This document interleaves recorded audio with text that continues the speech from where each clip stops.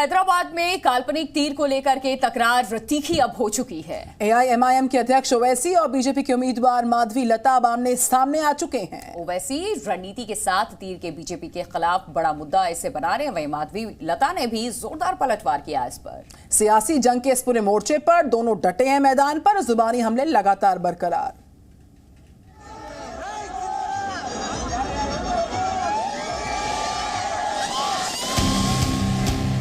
मस्जिद की तरफ रुख करके इस तरह से इशारा कर रही है कि उसके तरफ तीर मारेंगे। रामचंद्र जी से प्रार्थना कर रहे थे, अब यहाँ पे मस्जिद कहाँ आया बताओ आप। हैदराबाद की चुनावी जंग में तीर पर तकरार तीखी हो चली है। बीजेपी उम्मीदवार माधवी लता के एक वायरल वीडियो पर जंग छिड़ी है। वो जो तीर मारने का वीडियो जो दुनिया ने देखा, वो हैदराबाद में हिंदू और मुसलमानों के अमन को कमजोर करने के लिए किया गया। यहाँ के मुसलमानों को गरीबी हटाओ, पहले ये भड़काऊ भाषण बंद करो आप। रामनवमी के मौके पर माधवी लता के तीर चलाते एक वीडियो का हवाला देकर ओवैसी आक्रामक हैं।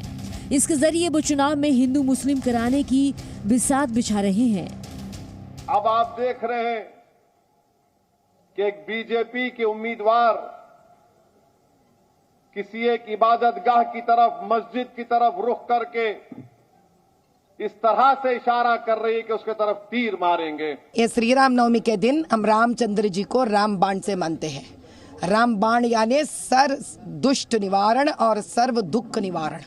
हम ओल्ड सिटी में हर भाई और बहनों का, पसमंदे अपसमंदी के लोगों का अपना दुख निवारण के लिए ये जो है हम उस दिन रामचंद्र जी से प्रार्थना कर रहे थे। अब यहाँ पे मस्जिद कहाँ आया बताओ आप। वीडियो पर उठा विवाद सियासी रंग ले चुका है। ओवैसी उसे मजहबी रंग देकर वोटों की फसल बोना और काटना चाहते हैं, इसलिए वो बीजेपी और आरएसएस को टारगेट कर रहे हैं ताकि वोटों का ध्रुवीकरण किया जा सके। वहीं माधवी लता ने इमेजिनरी तीर चलाया जिसका सटीक निशाना ओवैसी पर ही लगा। ओवैसी ने आरोप लगाया कि तीर छोड़ने का काल्पनिक तरीका हैदराबाद का अमन चैन बिगाड़ने की कोशिश है। हैदराबाद में हिंदू मुसलमानों के बीच अमन को कमजोर करने की साजिश है। हैदराबाद में फसाद कराने की चाल है। बता दो ऐसी ताकतों को, बीजेपी आरएसएस को, कि तुम लाखों हरकतें कर लो, तुम तीर इमेजिनरी चलाओ या तुम तीर चलाओ, हम तुम्हारे तीर का जवाब मोहब्बत से देंगे। और याद रखो बीजेपी आरएसएस वालों, ये हैदराबाद है, ये कोई वो जगह नहीं है जहां पर तुम्हारे इन हरकतों से हम तुमको पीठ दिखाएंगे। हमारे सर पे तो राम का भी हाथ है, रहीम का भी हाथ है, भूलो नको आप। हमारे नरेंद्र मोदी भाई मुसलमानों के लिए भी आगे बढ़ रहे और हिंदुओं के लिए भी आगे बढ़ रहे, सिख के लिए भी आगे बढ़ रहे और ईसाई के लिए भी लोगों के लिए भी आगे बढ़ रहे। असदुद्दीन जी के इस प्रकार से देश को बंटवारा करके एक पाकिस्तान कर लिए, इनको तसल्ली नहीं मिली। हैदराबाद में जीत की सियासी बिरयानी कौन खाएगा ये तो 4 जून को साफ होगा, लेकिन उससे पहले बयानों की खिचड़ी पकाने के लिए आरोपों की आंच बेहद तेज हो चुकी है। ब्यूरो रिपोर्ट, जी मीडिया। हैदराबाद में जुबानी जंग हावी होने की एक बड़ी वजह यहाँ के सियासी समीकरण है और राजनीतिक इतिहास भी रहा है। दरअसल 40 साल से ओवैसी परिवार इस सीट पर कब्जा जमाए हुए है। वोट बैंक की सियासत में अब तक कोई सेंधमारी नहीं कर पाया है, मगर इस बार मतदान से ठीक पहले ओवैसी को बड़ा झटका लग गया है। चुनाव आयोग के एक एक्शन के बाद एआईएमआईएम की टेंशन कैसे बढ़ गई है और अब कैसे चुनावी जंग आक्रामक हो चुकी है, इस रिपोर्ट में देखिए।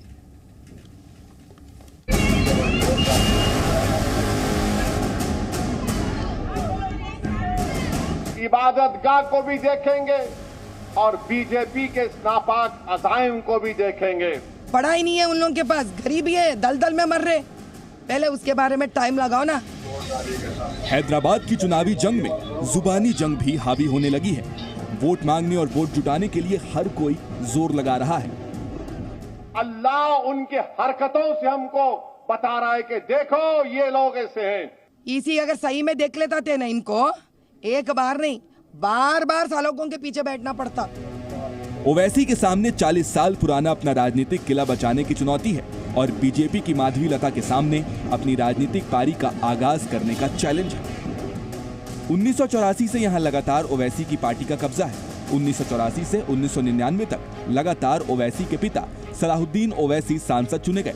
इसके बाद 2004 से 2019 तक लगातार 4 बार असदुद्दीन ओवैसी यहां से जीतते आ रहे हैं। अब 5वीं बार भी वो हैदराबाद सीट से AIMIM के उम्मीदवार हैं। इबादत गाह के लिए अगर तकलीफ है तो कम से कम मंजलिस के लिए नहीं तो कम से कम उस इबादत गाह की अजमत के लिए तो निकल कर वोट डालो मंजलिस के लिए। 2019 चुनाव में ओवैसी को 5,17,239 वोट मिले थे, जो कुल वोट का करीब 59% था, जबकि दूसरे नंबर पर रहे बीजेपी उम्मीदवार भगवंत राव को 2,35,285 वोट मिले, जो कि कुल वोट का मात्र 27% था। ओवैसी ने 2,82,186 वोट से सीट जीतकर दिल्ली का रास्ता तय किया, मगर इस बार मुकाबला टफ होने के आसार है। बीजेपी ने ओवैसी के खिलाफ माधवी लता को टिकट दिया है, जो मुस्लिम महिला मतदाताओं को भी अपने साथ जोड़ने का दम भर रही हैं और हर मुद्दे पर ओवैसी को ललकार रही हैं। ये बेकार के वीडियो का एडिटिंग करके गलत वीडियो क्यों इधर उधर आप दिखा रहे? हम सच्चाई के पथ पे निकलने वाले हैं। आप जितने भी कर लो हरकत ऐसा, ऊपर वाला हमारे साथ है। हैदराबाद में करीब 70% मुस्लिम मतदाता हैं, इसीलिए ओवैसी अपनी राजनीति उसी हिसाब से करते हैं। मगर इस बार वोटिंग से पहले उनकी चुनौती बढ़ गई है। माधवी लता की फर्जी वोटर वाली शिकायत के बाद चुनाव आयोग ने एक्शन लिया और हैदराबाद से 5,41,201 वोटरों के नाम हटा दिए गए हैं। 5.5 लाख, हमारा तो नंबर ज्यादा है, अब इनका ही नंबर ले लेते। 5.5 लाख तकरीबन 5.5 लाख गलत वोट जब आ रहे तो सो रहे थे पूरे GHMC वाले। क्या कर दावता कर ले रहे थे, बिरयानी खा रहे थे, क्या कर रहे थे साहब? फर्जी वोटर को लेकर सियासत पहले भी गर्म थी, अब भी गर्म है, मगर बड़ा सवाल है कि हैदराबाद का राजनीतिक रण आगे और कितना आक्रामक होगा। सवाल ये भी है कि क्या ओवैसी के सियासी गढ़ में ताल ठोक रही माधवी लता बीजेपी का कमल खिलाने में कामयाब होंगी। ब्यूरो रिपोर्ट, जी मीडिया। जी न्यूज़।